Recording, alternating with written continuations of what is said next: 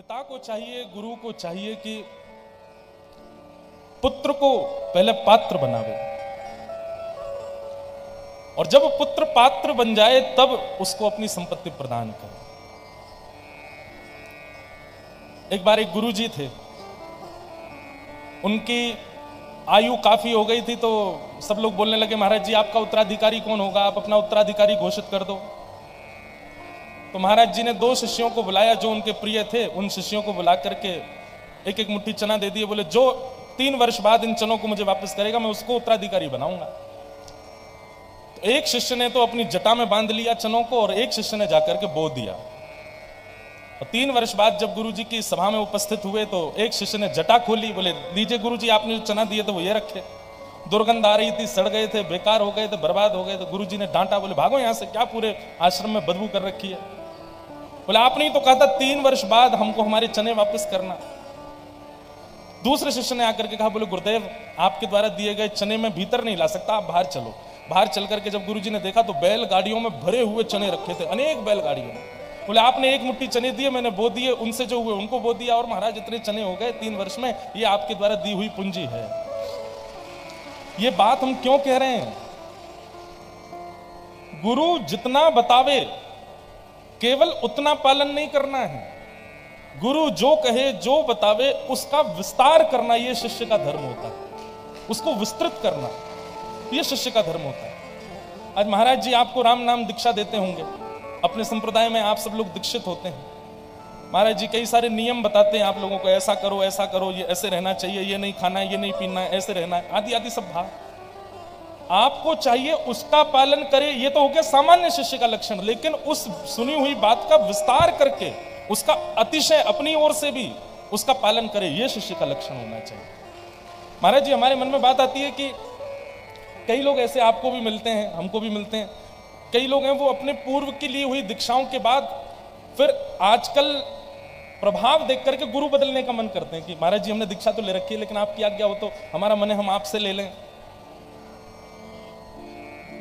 आपको अपने गुरु में दिक्कत क्यों हो रही है? जो लोग सोचते हैं कि क्या हम अपना गुरु बदल सकते हैं, तो उनके लिए एक ही उत्तर है, क्या आप अपने माता पिता बदल सकते हो? जो एक बार हो गए वही रहेंगे जीवन पर्यंत। गुरु के गुरुत्व में कभी भी संशय मत करो। संशय करना है तो अपने शिष्यत्व में करो। निश्चित हमारे अंदर ही कोई दोष होगा, हमारे गुरु में कोई दोष नहीं। गुरु के गुरुत्व में कोई दोष नहीं होता, शिष्य के शिष्यत्व में होता है। या तो पहले ही आपको समझना चाहिए कि जब हम गुरु बनावें तो पहले ही विचार कर लें, पहले उसकी दिशा का पालन करें। जब दिशा से अपने अंदर परिवर्तन दिखने लग जाए तब दीक्षा ग्रहण करें। दिशा का पालन किया नहीं, दीक्षा ग्रहण कर लेंगे तो निश्चित है कि आगे चल करके गुरु बदलने का मन आएगा, मन में भाव आएगा। तो गुरु के गुरुत्व में कोई दिक्कत नहीं होती, शिष्य के शिष्यत्व में ही निश्चित ही कहीं ना कहीं दिक्कत है।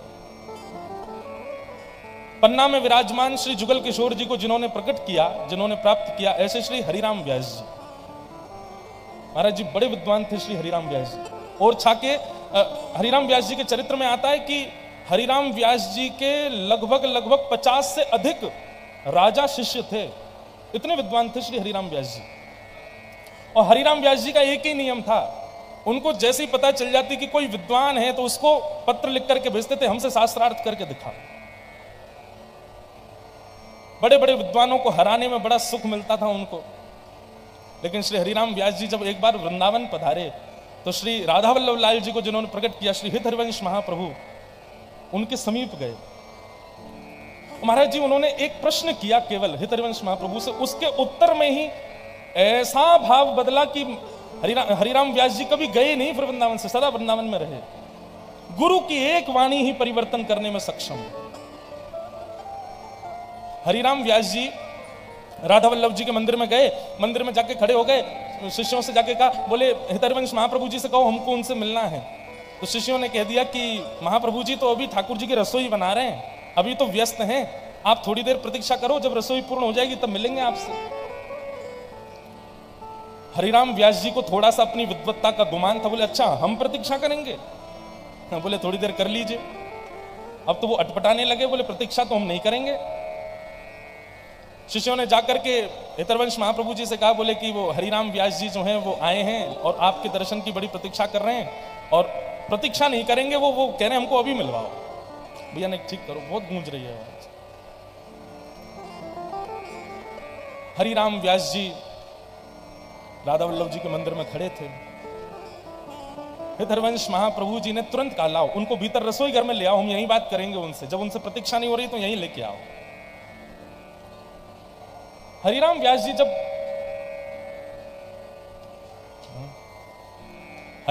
जी जब हितरवंश महाप्रभु के पास पहुंचे तो महाप्रभु जी रसोई बना रहे थे, और उसी समय हरिराम व्यास जी ने कहा, बोले भगवान हमने आपकी सेवा में विक्षेप किया, आप प्रसाद बना रहे हैं और हम आपके मन में ये भाव कर रहे थे कि हम आपसे मिलें, आप क्षमा कर दें, आप प्रसाद बनाते रहिए और मेरे संशयों का उत्तर देते रहिए। हितरवंश महाप्रभु का जो उत्तर था ना, उसी उत्तर से श्री हरिराम व्यास जी संभल गए। महाप्रभु जी बोले, आपको ऐसा लगता है कि मैं हाथ से प्रसाद बनाऊं और बुद्धि से आपको उत्तर दूं, ये दो काम एक साथ कर लूं, लेकिन व्यास जी वास्तविकता यह है कि ठाकुर जी का प्रसाद हाथ से नहीं, वो बुद्धि और मन से ही बनाया जा सकता है। यदि मैं मन से प्रसाद बना रहा हूं तो आपके प्रश्नों का उत्तर नहीं दे पाऊंगा, एक क्रिया तो मुझको रोकनी पड़ेगी। बस यही विषय सुनकर के श्री हरिराम व्यास जी स्तब्ध हो गए। उनको ये बात पता चली कि बुद्धि और कर की क्रिया दोनों में अंतर होता है, एक नहीं है। हम सोचते हैं कि मन से हम भगवत नाम भी कर लें और हाथों से अन्य क्रियाएं भी कर लें। अगर आप ऐसे भजन करते हो तो आप भजन कर ही नहीं रहे हो। आप यदि मन से भजन कर रहे हैं तो अन्य क्रिया आपसे हो ही नहीं पाएंगी। संसार का साधन और भगवत भजन ये एक साथ संभव नहीं है, और जो कर रहे हैं इसका मतलब निश्चित ही वो पूर्णता से कर नहीं रहे हैं, क्योंकि भगवत भजन जब होगा तब अन्य क्रियाएं आप कर नहीं पाओगे। हरिराम व्यास जी के चित्त का संशय दूर हो गया और सदा के लिए फिर वृंदावन में ही बस गए। और हरिराम व्यास जी जिन्होंने जुगल किशोर जी को प्रकट किया, उनका एक बड़ा प्रसिद्ध पद हमारे वृंदावन में गाया जाता है। किशोरी तोरे चरणन की रज पाऊं, किशोरी चरणन की रज पाऊं, श्री राधे तेरे चरणन की रज पाऊं, श्री राधे तेरे चरणन की रज पाऊं। बैठी रहूं कुंजन के कोने, बैठी रहूं कुंजन के कोने, बैठी रहूं कुंजन के कोने, बैठी रहूं कुंजन के कोने, श्याम राधिका गाऊं, श्याम राधिका गाऊं, श्याम राधिका गाऊं, श्याम राधिका गाऊं, किशोरी तोरे चरणन की, किशोरी तोरे चरणन की रज पाऊं, किशोरी तोरे चरणन की रज पाऊं, किशोरी तोरे चरणन की रज पाऊं। कैसी है वृंदावन की रज? जहां कहीं भी भजनानंदी विराजमान होते हैं वहां की रज में कण कण में बंधु को कण नहीं श्यामा श्याम ही हो जाते हैं। फिर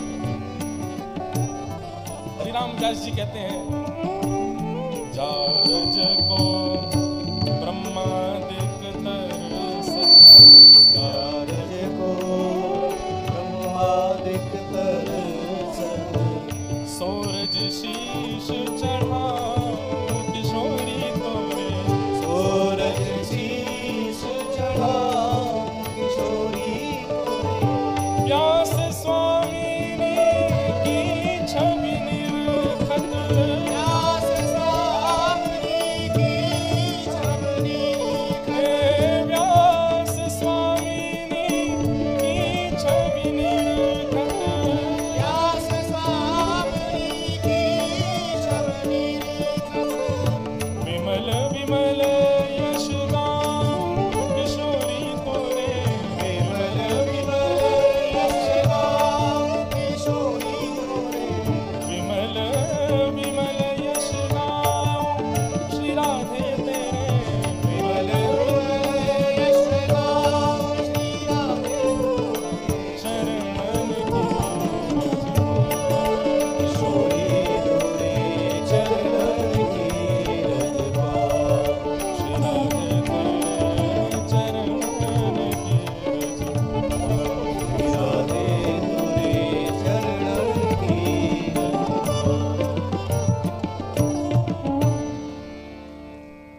ये श्री जुगल किशोर जी को जिन्होंने प्रकट किया श्री हरिराम व्यास जी का पद है।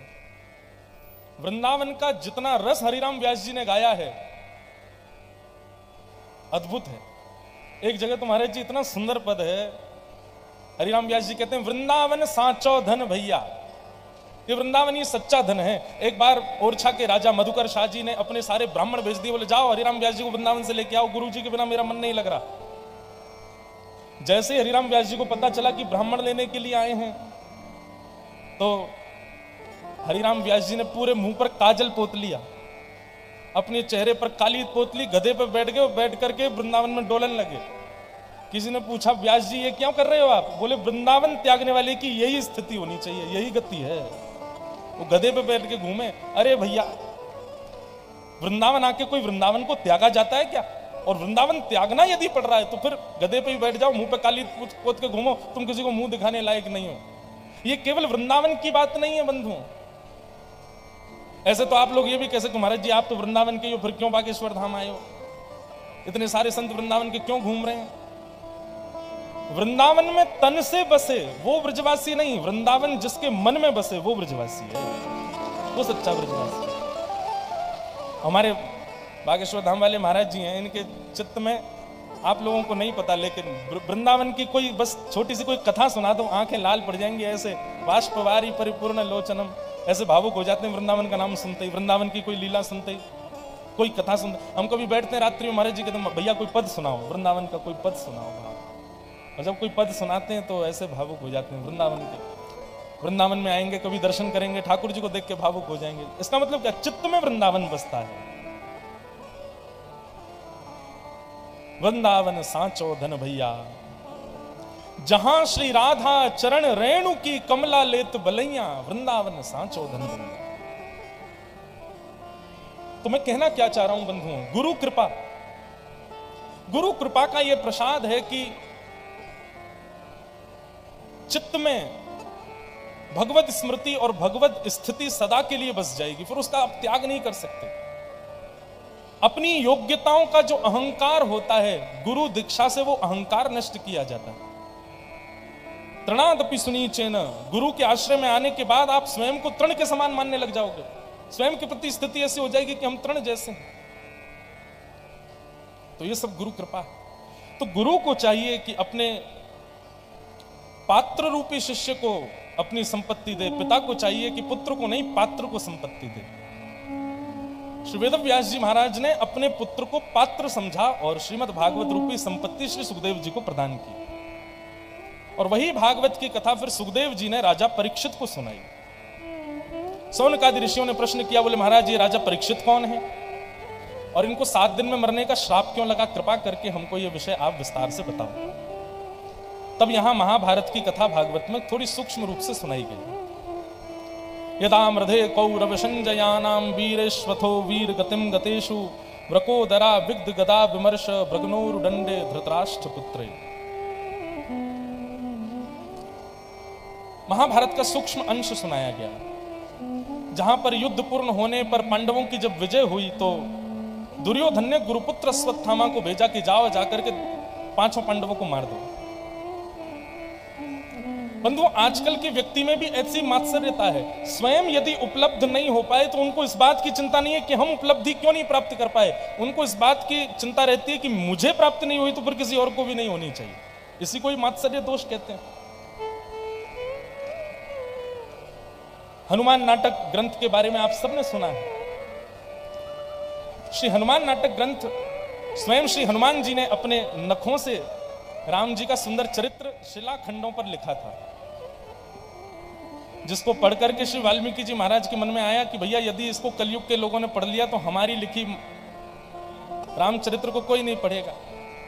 तो हनुमान जी महाराज ने तुरंत उन शिलाखंडों को समुद्र जी में प्रवाहित कर दिया। बोले कि आप अपने मन में चिंता मत करो कि आपके ग्रंथ को कोई नहीं पढ़ेगा, हम अपने द्वारा लिखी हुई ये राम जी का जो चरित्र है इसको हम विद्यमान कर देते हैं। आप बिल्कुल हनुमान जी महाराज के अंदर त्याग कैसा है। हम जरा सी किसी वस्तु का सृजन करते हैं, उस वस्तु को संजो के रखते हैं। संपूर्ण रामचरित्र लिखा और ऐसा लिखा कि न भूतो न भविष्यति, स्वयं श्री हनुमान जी ने। लेकिन वाल्मीकि जी के हृदय में थोड़ा ये भाव आ गया था मात्सर्य का कि अब हमारे ग्रंथ को कोई नहीं पढ़ेगा। हनुमान जी ने तुरंत अपनी शिलाओं को ले जाके समुद्र में प्रवाहित कर दिया। बोले बिल्कुल चिंता, आप चिंतित मत होइए, हमने जो लिखा है वो हमको प्रिय प्रसन्न होना करने के लिए लिखा था, कोई ऐसी हमको कोई ये इच्छा नहीं थी कि उसका बहुत प्रचार प्रसार हो, आप चिंता मत कीजिए। तुरंत राम जी प्रकट हो गए। राम जी मन में सोचने बोले वाल्मीकि जी आप ब्रह्म के समान है, आपके चित्त में ये मात्सर्य दोष आ गया। हनुमान जी के द्वारा लिखित रामचरित्र पर आपको यह संशय हो गया कि हमसे श्रेष्ठ है। और देखिए हनुमान जी का त्याग, उन्होंने तुरंत समुद्र में प्रवाहित कर दिया। इस दोष की आपको निवृत्ति तो करनी पड़ेगी, और इसी के लिए वाल्मीकि जी महाराज कलयुग में गोस्वामी तुलसीदास जी के रूप में प्रकट हुए, और हनुमान जी ने हनुमान नाटक ग्रंथ जो शिलाओं पर लिखा उसी का ही सरल भाषा अनुबद्ध के रूप में श्री रामचरितमानस जी का प्रादुर्भाव किया। मानस जी की प्रत्येक चौपाई जो आप पढ़ते हैं सुनते हैं वो सब पूर्व में ही श्री हनुमान जी महाराज ने अपने नखों से व्यवस्थित कर दी थी। उसी का ही अंश, उसी का ही सूक्ष्म सुंदर अंश है श्री मानस जी। आज की व्यक्ति में भी ऐसी मात्सर्यता है कि वो दूसरे की उपलब्धि देख नहीं सकता, और माफ कीजिएगा जो दूसरे की उपलब्धि देखने में बहुत चिंतित हो जाता है कि इतना श्रेष्ठ क्यों हो रहा है, उस व्यक्ति को संसार रूपी महाभारत का दुर्योधन ही समझिएगा। ये संसार पूरा महाभारत है बंधुओं। कुछ लोग पांडव हैं, कुछ लोग कौरव हैं, और जो कौरव हैं उनका स्वभाव यही है कि वो दूसरे की उपलब्धि नहीं देख सकते, दूसरे की श्रेष्ठता नहीं देख सकते, दूसरे के विशिष्ट कर्मों को नहीं देख सकते। उनको सब दुर्योधन है। दुर्योधन ने गुरुपुत्र अश्वत्थामा को भेज दिया, जाओ पांचों पांडवों को मार दो, लेकिन जाको राखे साइया मार सके न कोई, बाल न बांका कर सके जो जग बैरी। जिसके ऊपर बरदस्त हो ठाकुर जी का, जिसकी रक्षा स्वयं ठाकुर जी कर रहे हैं, उसको कोई मार सकता है? प्रहलाद जी महाराज को कितने प्रकार से मारने का प्रयास किया। अंत में पूछा गया, बोले प्रहलाद तेरे पास कोई टोना टोटका है, कोई कवच पहन के रखा है, क्या बात है तुम मरते क्यों नहीं हो? तो प्रहलाद जी महाराज एक बात कहते हैं, दंता गजानाम कुलिशाग्र निष्ठुर शीर्णायते ते नवलम ममैतत् महाविपत्ताप विनाशनोयम् जनार्दनानुस्मरणानुभाव। प्रहलाद जी कहते हैं, इतने बड़े बड़े हाथियों के दांत मेरा बाल बांका नहीं कर पाए, इतने विषैले सर्प मेरे को डस करके मार नहीं पाए, इतनी विषम परिस्थितियों में भी मैं जीवित बच गया। नवलम ममैतत्, ये मेरा बल नहीं है तो फिर किसका बल है? बोले बड़ी बड़ी विपत्तियों का नाश करने वाले केवल और केवल जनार्दन भगवान के नाम का प्रभाव है ये मेरे साथ। हे राक्षसों, हे दानवों, तुम लोग मन में विचार कर लो, जिन भगवान का नाम मेरी इतनी रक्षा कर रहा है, यदि किसी दिन वो ठाकुर जी प्रकट हो गए तो कितनी रक्षा करेंगे? बहुत ध्यान से सुनिएगा।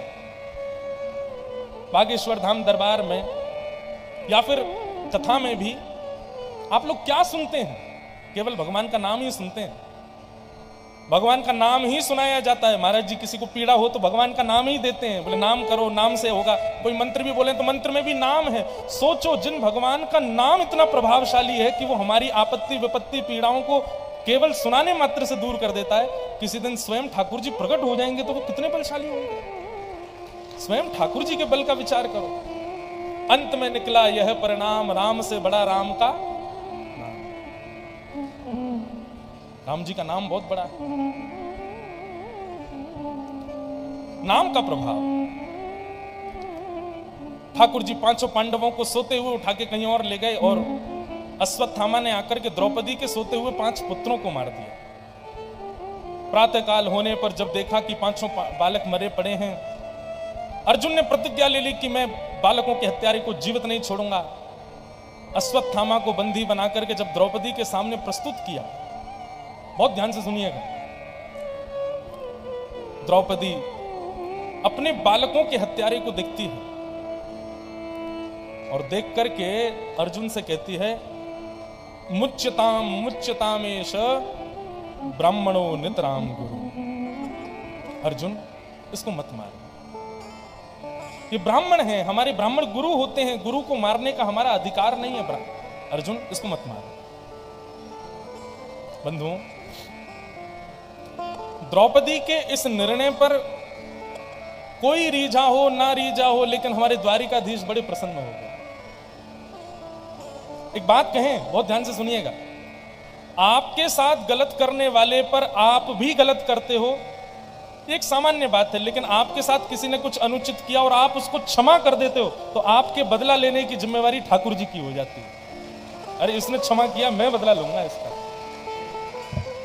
हम लोग क्या करते हैं, तुमने मुझे गलत कहा तो चल 4 बात मैं भी तुझे गलत कहूंगा, इसने मेरे साथ गलत किया तो मैं भी इसके साथ गलत करूंगा, और इसी कारण से हम लोग कलयुग में और फंसते चले जाते हैं। लेकिन हमारे शास्त्र आज्ञा करते हैं, क्षमा बड़ेन को चाहिए।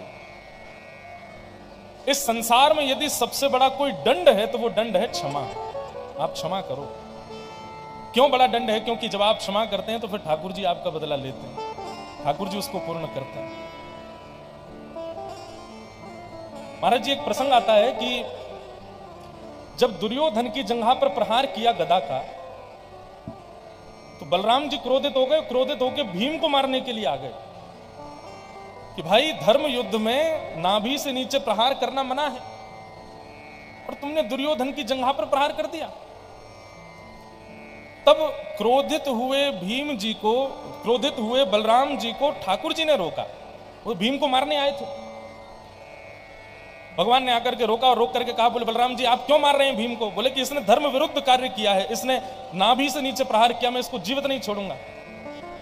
तब भगवान बलराम जी से कहते हैं, बोले अच्छा, जब ये दुर्योधन भरी सभा में कह रहा था कि मेरी जंघा पे द्रौपदी को बैठा दो, तब आपको धर्म की याद नहीं आई? जब ये भरी सभा में दुशासन से कह रहा था कि निर्वस्त्र करके द्रौपदी को मेरी जंघा पर बैठा दो, तब आप कहां थे?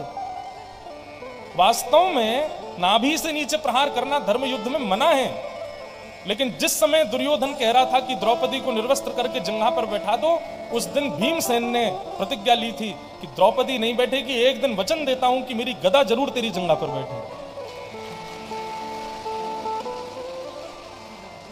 कई बार धर्म विरोधी व्यक्ति के लिए यदि धर्म विरुद्ध जाना पड़े तो वह भी धर्म है। कई बार अब कोई गौ माता को परेशान करे, अविला नारी के साथ में दुष्कर्म करे, उसके लिए हम धर्म का निदान थोड़ी देखेंगे कि धर्म क्या कहता है, ऐसा नहीं करना, ऐसा नहीं करना। जब दुष्कर्मी व्यक्ति हो तो उसके लिए धर्म विरुद्ध जाके भी क्रिया की जाए तो उसमें कोई संशय नहीं, लेकिन गुरुजनों से पूछ करके, अपने मन से नहीं, क्योंकि हर व्यक्ति जो हमारे साथ गलत करता है हमको वो धर्म विरोधी ही दिखता है, उसके संग हम बुरे से बुरा करने के लिए चाहते हैं। गुरुजनों से पूछ करके द्रौपदी ने कहा कि इसको मत मारो, ये मेरे बालकों का हत्यारा जरूर है पर ये ब्राह्मण है, इकलौती माता का पुत्र है, इसलिए इसको मत मारो। द्रौपदी की ये बात सुनकर के ठाकुर जी इतने प्रसन्न हो गए, अपने बालकों के हत्यारे को क्षमा कर रही है। भगवान ने द्रौपदी को अपना नाम दे दिया, मेरा नाम कृष्ण, और आज से द्रौपदी का नाम कृष्णा। निरीक्ष कृष्णापकृतं गुरुसुतं वाम स्वभावा कृपया नाम च। निरीक्ष कृष्णापकृतं गुरुसुतं। कृष्णा को देख करके ठाकुर जी बड़े भावुक हो गए। द्रौपदी ने 5 बालकों के हत्यारे को छोड़ने का भाव रखा। अर्जुन ने भगवान से पूछा, भगवान ने कहा ब्राह्मण कैसा भी क्यों ना हो उसको मारना नहीं चाहिए, बालकों का हत्यारा कोई भी क्यों ना हो उसको छोड़ना नहीं चाहिए।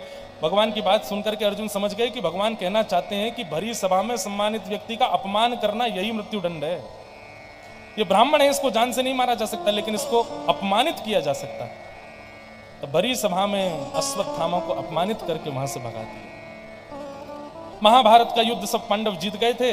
भगवान रथ में आरूढ़ होकर के जैसे ही जाने लगे द्वारिका की ओर, इतने में ही उत्तरा के गर्भस्थ शिशु को मारने के लिए ब्रह्मास्त्र छोड़ दिया।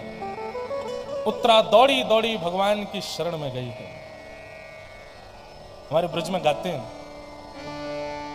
जिसने हरि गुण गाए, जिसने हरि गुण गाए, जिसने राम गुण गाए,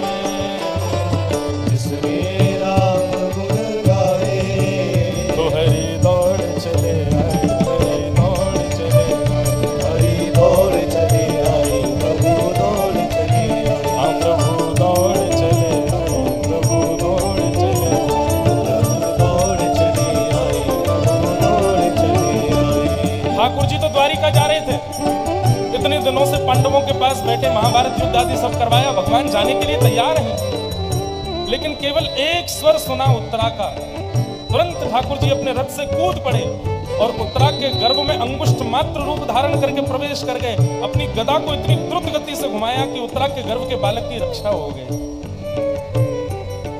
कभी कभी मन में विचार आता है कि कितने सहज, कितने सरल, कितने दयालु हैं ठाकुर जी। हमको सीखना चाहिए ठाकुर जी से। जिसने हरि गुण गाए, जिसने हरि गुण गाए, जिसने राम गुण गाए, जिसने राम गुण गाए, तो हरि दौड़ चले आए, हरि दौड़ चले आए, हरि दौड़ चले आए, हरि दौड़ चले आए, हरि दौड़ चले आए, हरि दौड़ चले आए। हरि दौड़ चले आए, भक्त प्रहलाद ने था पुकारा, भक्त प्रहलाद ने था पुकारा, भक्त प्रहलाद ने था पुकारा, प्रहलाद ने पुकारा, हिरण्यकश्यप को आकर के मारा, हिरण्यकश्यप को आकर के मारा, हिरण्यकश्यप को आकर के मारा, हिरण्यकश्यप को आकर के मारा, हरि नरसिंह रूप धराए, हरि नरसिंह रूप धराए, हरि नरसिंह रूप धराए, हरि नरसिंह रूप धराए, हरि दौड़ चले आए, हरि दौड़ चले आए, हरि दौड़ चले आए, हरि दौड़ चले आए, हरि दौड़ चले आए, हरि दौड़ चले आए, हरि दौड़ चले आए, हरि दौड़ चले आए, राम दौड़ चले आए, श्याम दौड़ चले आए, राम दौड़ चले आए, श्याम दौड़ बोल भक्त वत्सल भगवान की।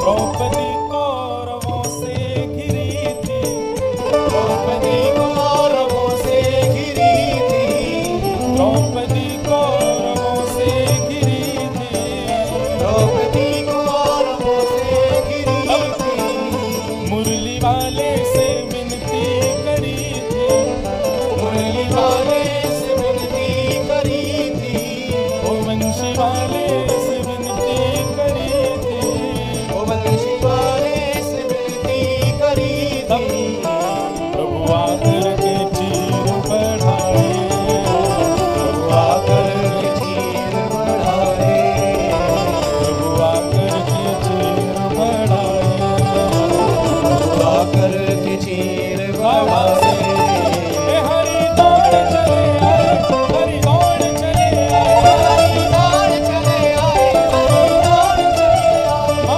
दौड़ चले आए, प्रभु दौड़ चले आए, प्रभु दौड़ चले आए, प्रभु दौड़ चले आए, ओ जिसने हरि गुण गाए, जिसने हरि गुण गाए, जिसने श्याम गुण गाए, जिसने श्याम गुण गाए, तो हरि दौड़ चले आए, हरि दौड़ चले आए, हरि दौड़ चले आए, हरि दौड़ चले आए, प्रभु दौड़ चले आए, प्रभु दौड़ चले आए। प्रभु दौड़ चले आए, प्रभु दौड़ चले आए।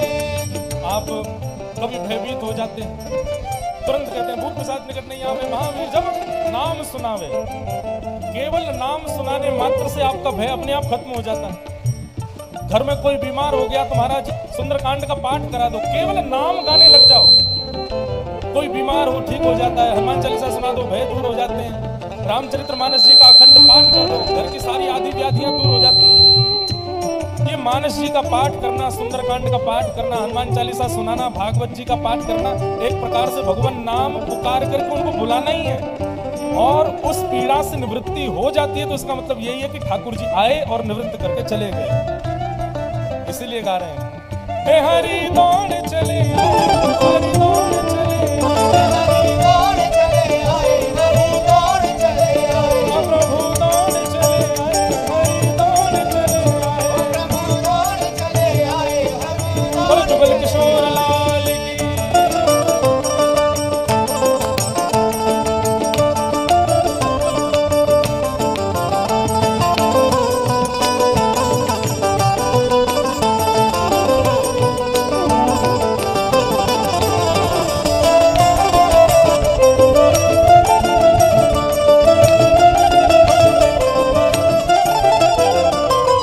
जिसने हरि गुण गाए, जिसने हरि गुण गाए, जिसने श्याम गुण गाए, जिसने श्याम गुण गाए, तो हरि दौड़ चले आए, हरि दौड़ चले आए, हरि दौड़ चले आए, प्रभु दौड़ चले आए, हाँ हरि दौड़ चले आए, हरि दौड़ चले आए, हरि दौड़ चले आए, हरि दौड़ चले आए, दुर्योधन की मेवा को त्यागा, दुर्योधन की मेवा को त्यागा, दुर्योधन की मेवा को त्यागा, हे दुर्योधन की मेवा को त्यागे, दुर्योधन की मेवा को त्यागे, भूख लागी तो उठ करके भागे, भूख लागी तो उठ करके भागे। दुर्योधन ने महाराज 56 भोग बनवाए हैं ठाकुर जी के लिए, नहीं पाए, भूख लग रही थी ठाकुर जी को। दुर्योधन की मेवा को त्याग करके बोले कि भैया आज हमारा भोजन तो विदुर काका के यहाँ है। 56 भोग छोड़ करके ठाकुर जी आज हरि पाए विदुर घर पावना। ठाकुर जी विदुर जी के घर गए और साग विदुर घर खाए, साग विदुर घर खाए, और साग विदुर घर खाए, और साग विदुर घर आओ। खाए, हे हरि दौड़ चले आए, हरि दौड़ चले आए, हरि दौड़ चले आए, हरि दौड़ चले आए, प्रभु दौड़ चले आए, हरि दौड़ चले आए, हरि दौड़ चले आए, प्रभु दौड़ चले आए, जिसने हरि गुण गाए, जिसने हरि गुण गाए, जिसने श्याम गुण गाए, जिसने श्याम गुण गाए, हे हरि दौड़ चले आए, हरि दौड़ चले आए, हरि दौड़ चले आए, प्रभु दौड़ चले आए, हाँ हरि दौड़ चले आए, हरि दौड़ चले आए, हरि दौड़ चले आए, हे हरि दौड़ चले आए, हरि दौड़ चले आए, हरि दौड़ चले आए, प्रभु दौड़ चले आए, हरि दौड़ चले आए, हरि दौड़ चले आए, हरि दौड़ चले आए, हरि दौड़ चले आए, हरि दौड़ चले आए, हरि दौड़ चले आए। हरि दौड़ चले आए, हरि दौड़ चले जय जय श्री राम, जय जय श्री राम, जय जय श्री राम।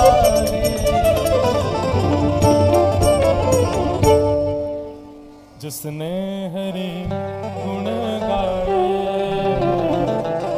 जिसने हरि गुण गाए, हरि दौड़ चले, हरि दौड़ चले, हरि दौड़ चले आए, हरि दौड़ चले आए, अनुप्रजाम में हम नित्यम पूये ये तन्य रेणु भी।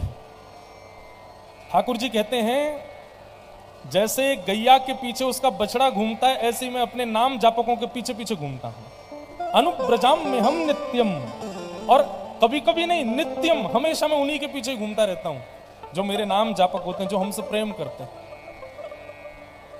कितना प्रेम करते हैं ठाकुर जी। भगवान ने उत्तरा के गर्भस्थ शिशु को बचाया। अपनी चक्रा नाम की गदा घुमा करके भगवान ने उस बालक को बचाया। फिर आगे कथा आती है कि कुंती ने भगवान की स्तुति की तत्पश्चात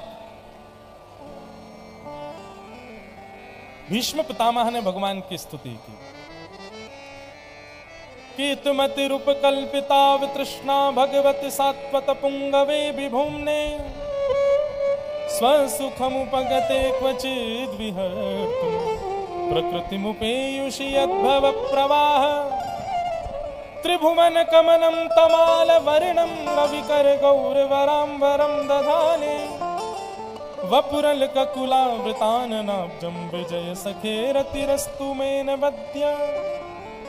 वृत्रासुर ने भगवान की स्तुति गाई, श्री भगवान की भीष्म पितामह ने स्तुति गाई।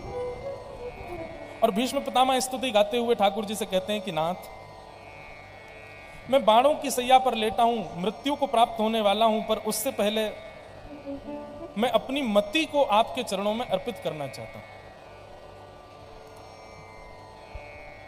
एक प्रकार से भीष्म पितामह ने अपनी स्तुति में यह भाव रखा कि ठाकुर जी, मैं अपनी मति का आपसे विवाह करना चाहता हूं, मति रूपी पुत्री का। भगवान बोले, अपनी मति रूपी पुत्री से पहले पूछ तो लो उसको हम पसंद हैं कि नहीं, पसंद हो तब हमको प्रदान करना। तब भीष्म पितामह कहते हैं, बोले ठाकुर जी, आप इतने प्यारे हैं कि आप किसको पसंद नहीं आएंगे। त्रिभुवन कमनम तमाल वर्णम रविकर गौर वराम वरम दधाने। बंधुओं, एक बात बहुत सावधानी से सुनो सब लोग। ठाकुर जी का रूप कैसा है? अगर कभी ठाकुर जी हमको मिल गए तो हमको कैसे पता चलेगा कि ये ठाकुर जी ही हैं? कभी विचार किया इस विषय पर कि कभी यदि ठाकुर जी प्रत्यक्ष हमारे सामने आ गए तो हम कैसे पहचानेंगे कि ये ठाकुर जी हैं? आहा, बहुत सुंदर है ठाकुर जी। भगवान की सबसे पहली पहचान है उनके चरणारविंद। बहुत सावधानी से सुनिए। अगर कभी किसी को ठाकुर जी मिल गए तो यह बात तो निश्चित है कि ठाकुर जी रूप बदल करके मिलेंगे। आप यदि सोचो कि राम जी से मिलना है, धनुष बाण लेकर के मिलें, सिर पर किरीट पहन करके मिलेंगे और जैसे राम जी का रूप हम लोग देखते हैं वैसे राम जी आएंगे, नहीं।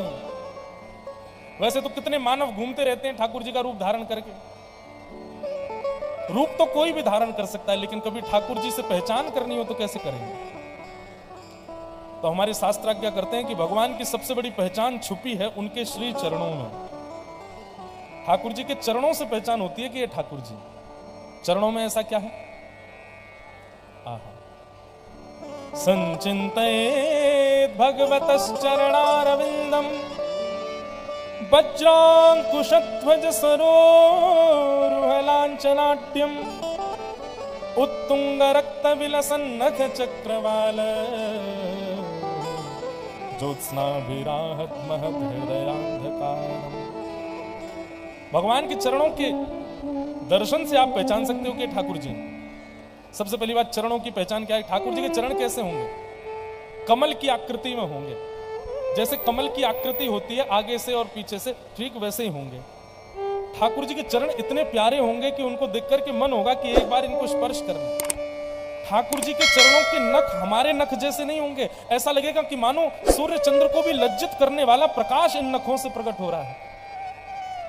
ठाकुर जी जब चरण रख करके आगे बढ़ेंगे ना, तो जिस क्षेत्र, जिस स्थान पर ठाकुर जी चरण रखे होंगे वहां से जब चरण उठाएंगे तो वो स्थान इतना आकर्षक हो जाएगा कि आप ना चाहते हुए भी वहां से अपनी दृष्टि हटा नहीं पाओगे। ठाकुर जी के चरणों की पहचान।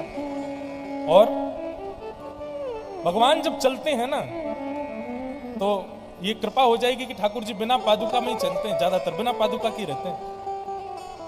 ठाकुर जी जब चलते हैं तो भूमि पर जहां चरण रखते हैं वहां कुछ चिन्ह हैं ठाकुर जी के चरणों में, उस चिन्हों को अंकित करते हुए ठाकुर जी चलते हैं।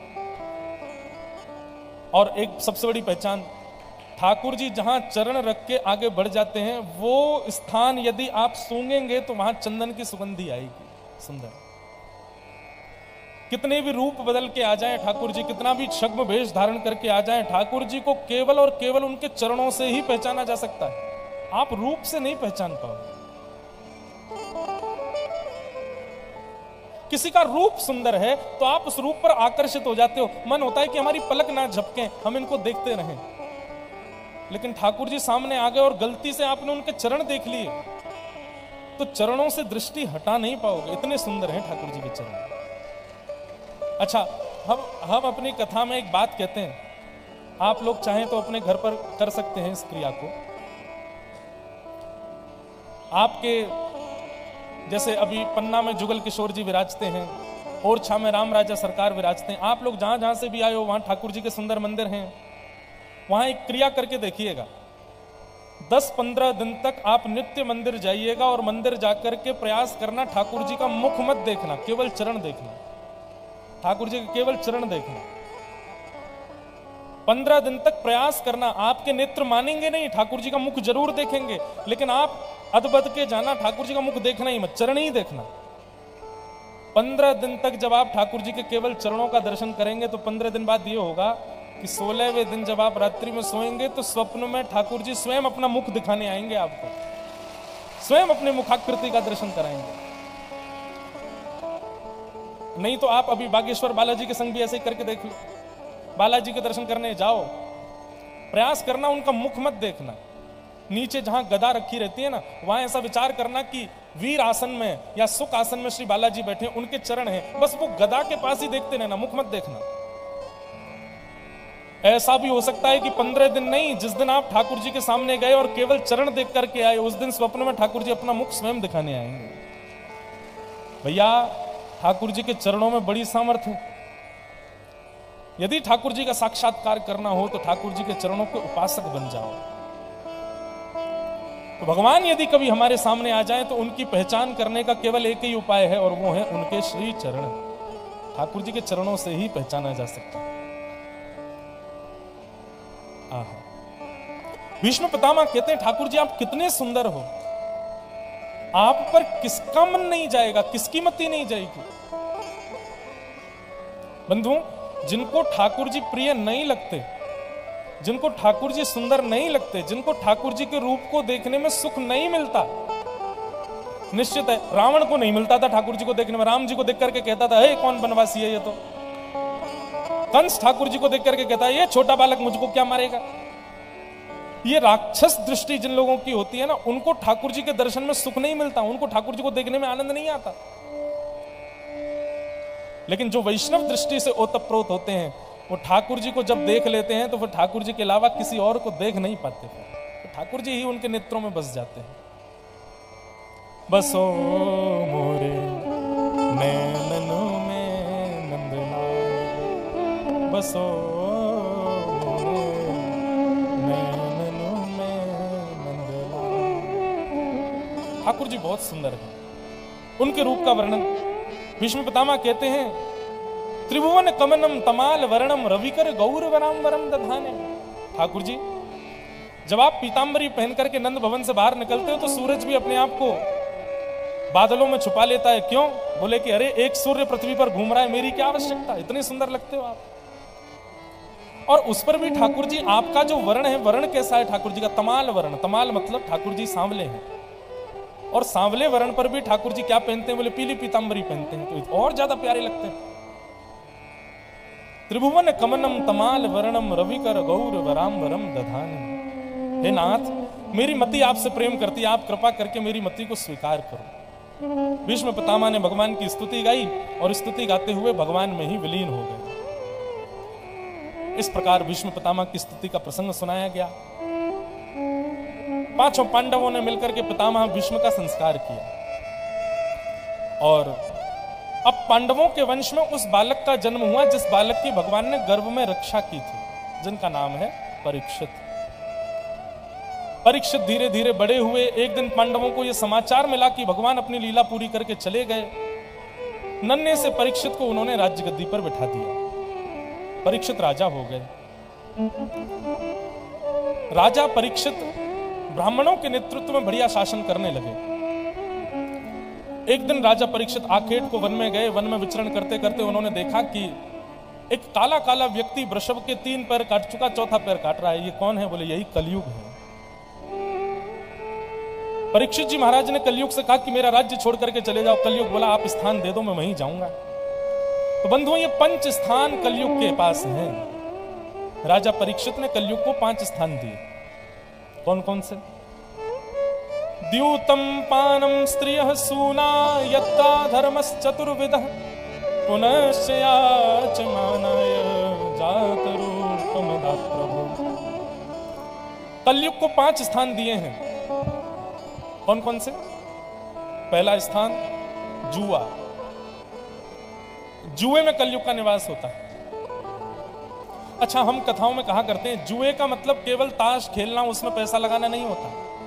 वो तो जुआ है ही, पर जुए का एक अर्थ यह भी होता है आप पैसे को जहां कहीं भी दांव पर लगाओगे वो सब जुआ कहलाएगा। जैसे कई लोग शर्त लगाते हैं, 500 रुपए की शर्त लगा लो, बारिश होगी कि नहीं होगी, बोलो होगी, लगी 500 की शर्त, ये भी जुआ है। आप लक्ष्मी को जब जब दांव पर लगाओगे तब तब जुआ माना जाएगा। लक्ष्मी को कभी दांव पर मत लगाइए। लक्ष्मी साक्षात हमारी मां है, मां को कोई दांव पर लगाता है? लक्ष्मी नारायण की पत्नी है, और नारायण की पत्नी को यदि दांव पर लगाओगे तो नारायण तुमको छोड़ेंगे? कभी नहीं छोड़ सकते। किसी की पत्नी को दांव पर लगाओगे उसका पति जान से मार देगा, और तुम नारायण मतलब जगत नियंता जगदाधार जगदीश्वर की पत्नी को दांव पर लगा रहे हो, जीवन कैसे सुखी हो जाएगा? और माफ कीजिएगा, यदि कोई व्यक्ति जीवन भर जुआ खेलते खेलते निकल गया, उसके जीवन में कोई कष्ट नहीं आए तो उसकी आने वाली पीढ़ी में कष्ट आएंगे, वंश में कष्ट आएगा, लेकिन कष्ट आएगा जरूर। तो सबसे पहला कलयुग का निवास कहां है? द्यूतम, जुए में। इसलिए भैया कभी भी ये 5 स्थान यदि आपने छोड़ दिए जीवन में, इन 5 जगहों पर यदि आप नहीं गए तो हम व्यासपीठ से दावा करके कहते हैं कि आपको कलयुग स्पर्श नहीं करेगा। आप कलयुग में रहते हुए भी सतयुग में जी रहे हो, ऐसा मान लीजिएगा, यदि इन 5 स्थानों से बच गए तो। और एक बात कहें, ये 5 जगहों के नाम सुन लीजिए, ऐसा हो ही नहीं सकता कि इन 5 में से एक स्थान में आपका प्रवेश ना हुआ हो, निश्चित हुआ होगा। सबसे पहला द्यूतम यानी कि जुआ।